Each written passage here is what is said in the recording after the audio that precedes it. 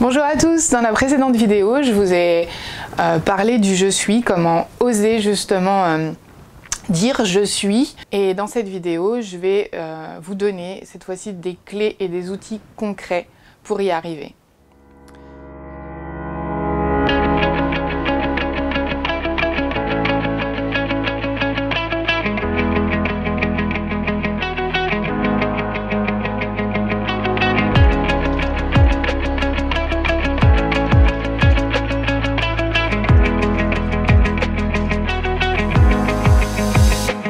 Savoir qui l'on est et si l'on est authentique. Donc pour moi, la première clé, ça va être de s'observer. S'observer, c'est-à-dire commencer à regarder au quotidien lorsqu'on dit oui, si finalement on ne pense pas non, ou inversement, et commencer à observer nos émotions. Les émotions, pour moi, c'est un langage comme des SMS. Les émotions, ce sont des SMS qui vous sont envoyés pour vous guider vers votre vrai vous. C'est votre second GPS, je vous parle du premier GPS tout à l'heure. Vos émotions, elles sont là pour vous dire qui vous êtes vous, face à des événements, à des pensées, à des faits, puisque face au même événement, face au même fait, plusieurs personnes ne réagiront pas du tout de la même façon, n'auront pas du tout les mêmes émotions. Donc vos émotions vous permettent de savoir, vous, qui vous êtes, où sont vos limites, où sont vos fausses croyances. Chaque émotion va avoir un message différent. La colère, par exemple, c'est les limites que vous n'arrivez pas à vous mettre ou à mettre aux autres. La tristesse, elle va vous parler de quelque chose qui est en train de se terminer. Vous vous sentez effectivement triste, vous vous ennuyez, vous n'êtes plus animé. Donc ça peut être effectivement la fin d'une période de vie. Ça peut être aussi effectivement le décès d'une personne. Dans tous les cas, c'est quelque chose qui se termine et l'univers, la vie, votre âme est en train de vous dire il faut que tu passes à autre chose. Il y a quelque chose qui est en train de se terminer, donc on regarde effectivement s'il y a une leçon à en tirer. Et dans tous les cas, quand il y a une page qui se tourne, il y en a une qui s'ouvre, donc on va plutôt effectivement commencer à regarder la page qui s'ouvre. Ensuite, la peur, elle va vous parler plutôt de vos croyances limitantes, puisqu'encore une fois, une autre personne que vous ne va pas avoir peur au même endroit face au même événement. Si vous avez peur là, maintenant, demandez-vous pourquoi une autre personne, à ce moment-là, n'aurait pas peur. Quelles sont, moi, là, mes croyances à ce moment-là? Je crois que je ne suis pas assez compétente, je crois que je ne suis pas assez compréhensible.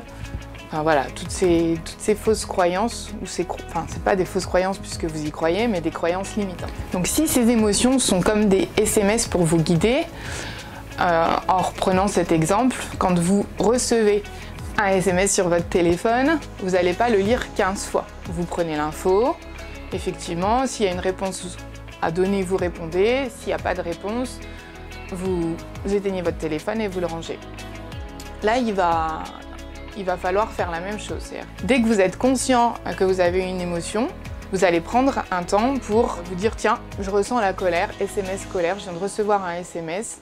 Donc quand vous recevez le SMS colère, vous n'allez pas effectivement lire 15 000 fois ce SMS, je suis en colère, je suis en colère, je suis en colère. Non, vous allez prendre un temps pour dire ah tiens, SMS colère, ça veut dire que j'ai dépassé mes limites.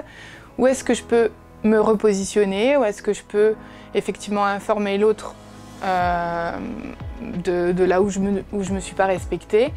Et puis ensuite, si c'est pas possible sur le moment, effectivement, on apprend la leçon et on appliquera pour la prochaine fois.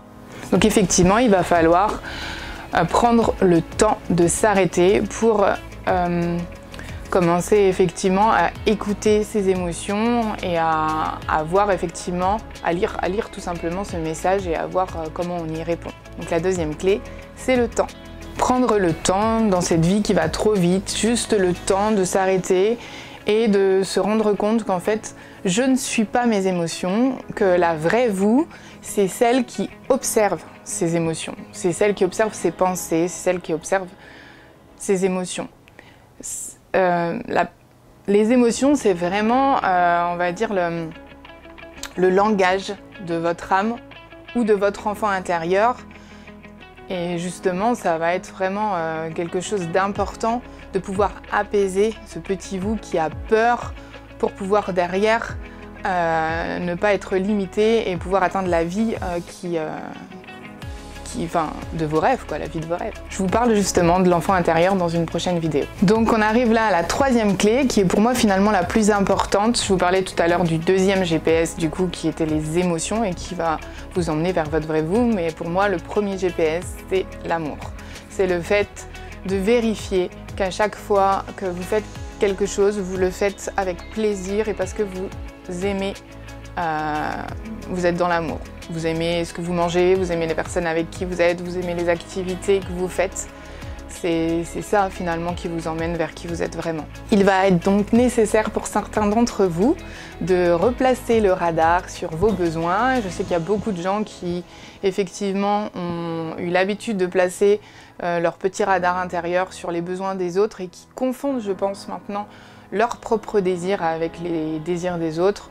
Tiens, ma famille a envie de faire ça, ou mon chéri, ou mes enfants, bah pourquoi pas, on n'a qu'à faire ça, ce qui n'est pas forcément négatif en soi, mais il ne faut pas que ça soit systématique et il faut vraiment pouvoir vérifier à chaque fois, est-ce que c'est juste pour vous, est-ce que je le fais par plaisir, est-ce que moi aussi je prends du plaisir, est-ce que je suis authentique dans ce genre de décision. Alors pour vérifier si vous êtes justement dans le plaisir, dans la joie, j'ai quelques petits exercices sympas. Il y a le premier, c'est la baguette magique, vous en avez peut-être déjà entendu parler. C'est tout simple, la baguette magique, elle peut s'utiliser plein de fois par jour. C'est le simple fait de se dire, si j'avais une baguette magique, ça vous enlève plein de restrictions mentales, sur vos compétences. Oui, mais est-ce que je suis assez compétente? Oui, mais est-ce que je vais avoir le matériel? Est-ce que je vais avoir les finances? Qu'est-ce que vont dire les gens? Voilà, la baguette magique, ça enlève tout, ça va droit au cœur, c'est votre connexion à votre âme, c'est en clair, si je n'avais pas de restrictions, qui je serais? Et cet idéal va être un référent. On n'y arrivera peut-être pas à 100%, puisque effectivement il y aura les circonstances et les conditions de vie, mais en tout cas c'est un référent. Pour la petite histoire, un jour j'ai eu une patiente à qui j'ai dit justement si vous aviez une baguette magique, qui seriez-vous? Où est-ce que vous habiteriez? Quel boulot vous feriez? Et effectivement, c'était une personne qui habitait au centre-ville et qui finalement adorerait habiter à la campagne, qui avait repris le cabinet comptable de la famille et finalement c'est une artiste créative, elle aurait aimé être dans le social. C'est quelqu'un qui s'amuse beaucoup et au final qui est avec un mari qui est très très casanier, ils sortent jamais. C'est là où on se surprend finalement en utilisant cette petite baguette magique à se dire qu'on s'est un petit peu éloigné de qui on est vraiment et de notre chemin de vie. Le deuxième exercice que j'utilise souvent et que je demande beaucoup à mes patients de faire lors de la première séance, c'est la liste de j'aime. La liste de j'aime, ça peut partir dans tous les sens. C'est quelle couleur vous aimez, quel goût vous aimez, quelles sont les activités que vous aimez. Ça peut partir dans tous les sens et ça vous permet effectivement de réactiver ce petit radar. Vous pouvez en faire des pages et ça permet effectivement à votre petite voix intérieure et à ce radar intérieur de remettre le volume un petit peu plus haut. Là, il a toujours été là, il n'est pas parti ce petit radar, mais souvent quand on a plus pris conscience des besoins des autres, on a mis un petit peu ses besoins en sourdine. À la suite justement de cette liste j'aime qui peut faire des pages, ce qui est intéressant c'est de pouvoir en faire découler une liste de faire. Par exemple, j'aime le chocolat, et je sais pas, cet après-midi je me fais un thé avec un bout de chocolat, ce week-end je me ferai une pâtisserie, si j'aime le rouge, je vais me donner un petit budget, je vais aller m'acheter un petit haut rouge. C'est sympa de pouvoir effectivement faire découler de sa liste de j'aime des actions et des activités pour pouvoir commencer, pour certaines personnes qui se sont beaucoup oubliées, à piocher dans cette liste et à faire forcément des choses qu'on aime. Se coucher le soir en se disant bah, aujourd'hui de toute façon j'ai choisi de faire des choses que j'aime. Le but c'est vraiment de remettre en route la mécanique et qu'ensuite ça devienne de nouveau automatique, parce qu'encore une fois c'est juste du réveil, c'est toujours là à l'intérieur de nous, c'est juste réveiller effectivement cette perception en nous. Pour finir, vous pouvez aussi quand vous vous couchez choisir 3 moments dans la journée, enfin vous rappeler de 3 moments dans la journée où vous avez ressenti de la joie, des moments que vous avez aimés. Ça peut se faire aussi dans ce sens-là. Donc utilisez ces 3 clés, prenez le temps de vous observer, prenez du temps, bloquez-vous du temps dans votre agenda, une demi-journée pourquoi pas, rien que pour aller faire cette liste de j'aime, pour discuter avec votre petite vous. Et puis surtout vérifier le plus possible si vous êtes dans la joie, si vous êtes dans l'amour, si vous êtes justement authentique.